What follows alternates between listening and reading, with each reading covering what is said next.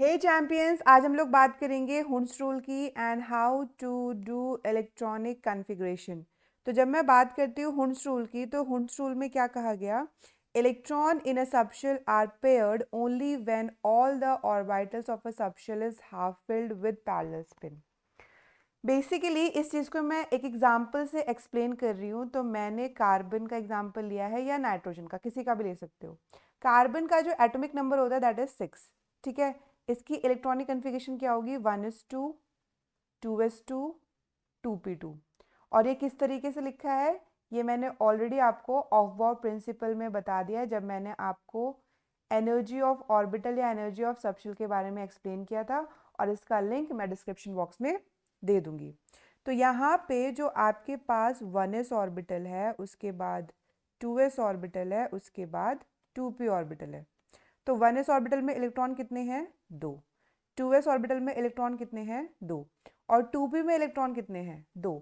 लेकिन इसकी 3 पॉसिबिलिटी है। 2p में जो 2 इलेक्ट्रॉन है, इसको भरने की 3 पॉसिबिलिटी है। तो पहली पॉसिबिलिटी तो ये है कि मैं एक ही ऑर्बिटल में 2 इलेक्ट्रॉन भर दूँ। दूसरी पॉसिबिलिटी ये है कि मैं 2 अलग अलग ऑर्बिटल में इलेक्ट्रॉन भरूँ, लेकिन सेम स्पिन के साथ। तीसरी पॉसिबिलिटी ये है कि मैं 2 ऑर्बिटल में इलेक्ट्रॉन भरूँ विद अपोजिट स्पिन के साथ।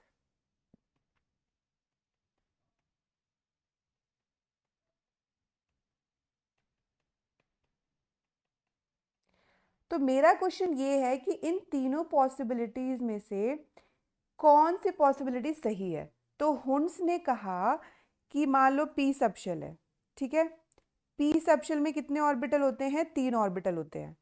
तो हुंस ने कहा कि आप लोग को क्या करना है कि हर एक ऑर्बिटल में हाफ फिल्ड, मतलब हर एक ऑर्बिटल में आपको एक एक इलेक्ट्रॉन भरना है, और उनका स्पिन कैसा होना चाहिए? उनका स्पिन सेम होना चाहिए। हो गया? जब हर एक ऑर्बिटल में सिंगल सिंगल इलेक्ट्रॉन हो जाएंगे सेम स्पिन के साथ, उसके बाद आप उसकी पेयरिंग करोगे। पेयरिंग करते वक्त भी उनका स्पिन क्या होना चाहिए? सेम होना चाहिए। क्लियर हुआ? वहीं पे अगर मैं बात करती हूँ डी सबशेल की, तो डी सबशेल में कितने ऑर्बिटल होते हैं? 5। ठीक है, तो हर एक ऑर्बिटल में पहले आप लोग सिंगल सिंगल इलेक्ट्रॉन भरो विद सेम स्पिन। जब हर एक ऑर्बिटल में सिंगल सिंगल इलेक्ट्रॉन भर दिए जाए सेम स्पिन के साथ, उसके बाद उसकी पेयरिंग होगी कुछ इस तरीके से। लेकिन उनका जो स्पिन होगा वो क्या होगा? सेम होगा। क्लियर हुआ? तो यही क्या कहा था? हुंस ने कहा था। और दो चीजें बहुत इंपॉर्टेंट है। The first one is Aufbau principle and the second one is Hund's rule. किस चीज के लिए? इलेक्ट्रॉनिक कन्फिग्रेशन के लिए इस चीज का ध्यान रखना। अगर आपको ये दोनों रूल पता है, तभी आप इलेक्ट्रॉनिक कन्फिग्रेशन आराम से कर सकते हो। अब अगर मैं यहाँ पे बात करती हूँ how to do electronic configuration, तो इलेक्ट्रॉनिक कन्फिग्रेशन हम लोग कुछ इस तरीके से करेंगे। 1s के नीचे 2s 2p, उसके बाद 3s 3p, उसके बाद 4s 4p 4d 4f, उसके बाद 5s 5p 5d 5f। जैसे कि आप सब जानते हैं कि जो इलेक्ट्रॉन है पहले वो किस में आएगा? 1s में, उसके बाद फिर 2s में, उसके बाद फिर 2p से 3s में, उसके बाद फिर 3p से 4s में, उसके बाद 3d, फिर 4p 4 5s में, उसके बाद 4d से 5p में, उसके बाद 6s में, एंड सो ऑन। क्लियर है? इस तरीके से जो इलेक्ट्रॉन है वो उसकी फिलिंग होती है। क्लियर हुआ? हमें पता है कि जो s ऑर्बिटल होता है, एस सबशेल में जो ऑर्बिटल होता है, उसके पास इलेक्ट्रॉन कितने होते हैं? 2। तो मैं इसको एस स्क्वायर लिख सकती हूँ। जो पी सबशेल होता है, पी सबशेल में जो पी ऑर्बिटल होते हैं, तो उसके पास मैक्सिमम इलेक्ट्रॉन की पॉसिबिलिटी कितनी होती है? पी ऑर्बिटल के पास मैक्सिमम इलेक्ट्रॉन कितने हो सकते हैं? 6। यस और नो? और अगर मैं बात करती हूँ डी सबशेल की, तो डी सबशेल में जो डी ऑर्बिटल होते हैं 1 2 3 4 5, तो यहाँ पर मैक्सिमम इलेक्ट्रॉन की पॉसिबिलिटी कितनी होती है? 10। तो डी के पास कितने हो गए? 10। क्लियर है? और अगर मैं बात करती हूँ एफ, तो एफ के पास 7 ऑर्बिटल्स होते हैं। एक ऑर्बिटल में 2 इलेक्ट्रॉन, तो 7 ऑर्बिटल में कितने हो जाएंगे? 14 इलेक्ट्रॉन। क्लियर है? तो हमें तो ये ऑलरेडी पता है ऑफ बोर प्रिंसिपल के थ्रू कि जो इलेक्ट्रॉन होते हैं वो किस तरीके से एनर्जी ऑफ ऑर्बिटल में एंटर होते हैं। ये चीज़ तो क्लियर है आपको। तो यहाँ पे जो इलेक्ट्रॉनिक कन्फिगरेशन निकल कर आती है वो क्या है, 1s2 2s2 2p6 3s2 3p6 4s2 3d10 and 4p6 and so on. It's depend upon the atomic number और ये इलेक्ट्रॉनिक कन्फिगरेशन इसी तरीके से बढ़ती जाएगी। क्लियर हो गया। तो आइए कुछ एग्जाम्पल्स देख लेते हैं इलेक्ट्रॉनिक कन्फिगरेशन के। हाइड्रोजन का एटॉमिक नंबर क्या होता है 1, तो इसकी इलेक्ट्रॉनिक कन्फिगरेशन क्या होगी 1s1। अगर मैं वहीं पे बात करती हूँ किसकी, हीलियम की, तो हीलियम का एटॉमिक नंबर होता है 2, मतलब इसके पास 2 इलेक्ट्रॉन है, तो इसकी इलेक्ट्रॉनिक कन्फिगरेशन क्या हो जाएगी 1s2। अगर मैं बात करती हूँ लिथियम की, तो लिथियम का एटॉमिक नंबर होता है 3, इसकी इलेक्ट्रॉनिक कन्फिगरेशन हो जाएगी 1s2 2s1। वहीं पे अगर मैं बात करती हूँ बेरिलियम की, तो बेरिलियम का एटॉमिक नंबर होता है 4, इसकी इलेक्ट्रॉनिक कन्फिगरेशन हो जाएगी 1s2 2s2। वहीं पे अगर मैं बात करती हूँ बोरोन की, तो बोरोन का एटॉमिक नंबर होता है 5 और इसकी इलेक्ट्रॉनिक कन्फिगरेशन हो जाएगी 1s2 2s2 2p1। अगर मैं बात करती हूँ कार्बन की, तो कार्बन का एटॉमिक नंबर होता है 6 और इसकी इलेक्ट्रॉनिक कन्फिगरेशन हो जाएगी 1s2 2s2 2p2। वहीं पे अगर मैं बात करती हूँ किसकी, नाइट्रोजन की, तो नाइट्रोजन का एटॉमिक नंबर होता है 7 और इसकी इलेक्ट्रॉनिक कन्फिगरेशन हो जाएगी 1s2 2s2 2p3। अब अगर नेक्स्ट में बात करती हूँ ऑक्सीजन की, तो ऑक्सीजन का एटॉमिक नंबर होता है 8 और इसकी इलेक्ट्रॉनिक कन्फिगरेशन हो जाएगी 1s2 2s2 2p4। फ्लोरीन की अगर बात की जाए, तो फ्लोरीन का एटॉमिक नंबर होता है 9, तो इसकी इलेक्ट्रॉनिक कन्फिगरेशन हो जाएगी 1s2 2s2 2p5। क्लियर है।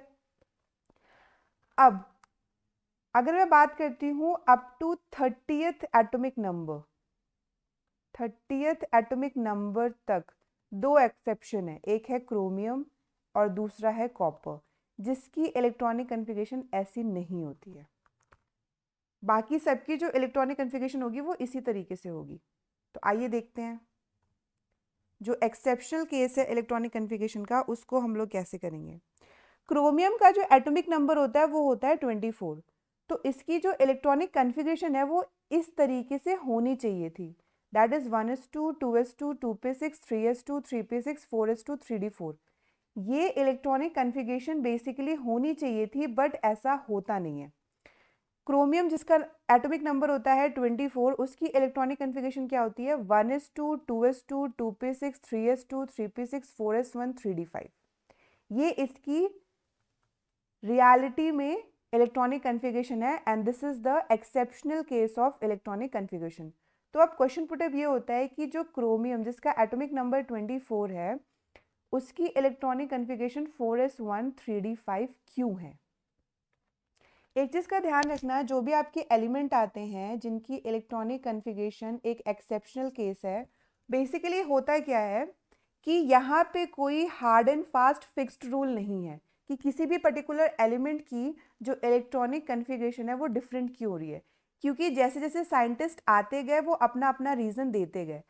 जब भी इलेक्ट्रॉनिक कन्फिगरेशन में चेंज आया तो साइंटिस्ट ने एक एक्सपेरिमेंट कंडक्ट किया और उस एक्सपेरिमेंट कंडक्ट करने के बाद जो रीज़न निकल कर आया तो उन्होंने वो रीज़न बताया। तो यहाँ पर अगर मैं इस रीज़न की बात करूँ कि यहाँ पे क्रोमियम का जो एटॉमिक नंबर है और उसका जो इलेक्ट्रॉनिक कन्फिगरेशन है वो चेंज क्यों आ रहा है, तो उसका बहुत सिंपल सा रीज़न है, मेरी बात बहुत ध्यान से सुनना। अगर मैं बात कर रही हूँ 4s2 3d4 की, तो ये हो गया आपका डी सबशेल जिसमें 5 ऑर्बिटल होते हैं और यहाँ पर इलेक्ट्रॉन कितने हैं 4। ठीक है। दूसरा हमने ले रखा है 4s1 3d5। तो यहाँ पर अगर मैं बात कर रही हूँ डी ऑर्बिटल की, तो यहाँ पर डी ऑर्बिटल में हर एक ऑर्बिटल में सिंगल सिंगल इलेक्ट्रॉन है। तो रीज़न क्या है, रीज़न ये है कि जो हाफ फिल्ड एंड जो फुली फिल्ड ऑर्बिटल होता है, half filled and fully filled orbital जो होता है वो ज़्यादा स्टेबल होता है अगर हम उसे किसी अदर ऑर्बिटल से कंपेयर कर रहे हैं। जो half filled and fully filled orbital होते हैं वो ज़्यादा स्टेबल होते हैं अगर हम उसे किसी अदर ऑर्बिटल से कंपेयर कर रहे हैं। तो अगर मैं 4s1 3d5 को 4s2 3d4 से कंपेयर करूँ तो ये वाला जो ऑर्बिटल है ना, ये ज़्यादा स्टेबल है, इसलिए इसकी इलेक्ट्रॉनिक कन्फिगरेशन चेंज हो गई। क्लियर है। वहीं पे अगर मैं बात करती हूँ दूसरे एक्सेप्शन की, जिसका नाम क्या है कॉपर, और उसका एटॉमिक नंबर कितना होता है 29। तो कॉपर की जो इलेक्ट्रॉनिक कन्फिग्रेशन है वो एक्चुअल में ये होनी चाहिए थी 4s2 3d9, बट ऐसी नहीं होती है। कॉपर की जो इलेक्ट्रॉनिक कन्फिग्रेशन है वो क्या होती है, वो होती है 4s1 3d10। क्योंकि अगर मैं 4s2 3d9 को देखूं तो यहाँ पे जो d ऑर्बिटल है वो ना ही हाफ फिल्ड है ना ही फुल फिल्ड है। लेकिन जब मैं बात करती हूँ 4s1 3d10 की, तो यहाँ पे जो d ऑर्बिटल है वो क्या है, वो फुली फिल्ड है। ठीक है। और जैसे कि मैंने आपको बताया कि जो हाफ फिल्ड और जो फुली फिल्ड ऑर्बिटल होते हैं दैट इज मोर स्टेबल। तो कॉपर की जो रियलिटी में जो इलेक्ट्रॉनिक कन्फिग्रेशन होगी वो क्या होगी, 1s2 2s2 2p6 3s2 3p6 4s1 3d10, just because कि जो फुली फिल्ड ऑर्बिटल होते हैं वो ज़्यादा स्टेबल होते हैं। क्लियर हुआ? तो ये रीज़न था इन एक्सेप्शनल केसेस का। So class, this is all about Hund's rule and how to do electronic configuration. अगर आपको इस लेक्चर से रिलेटेड कोई भी डाउट है तो आप कमेंट कर सकते हैं। Till then, keep smiling, keep shining and goodbye.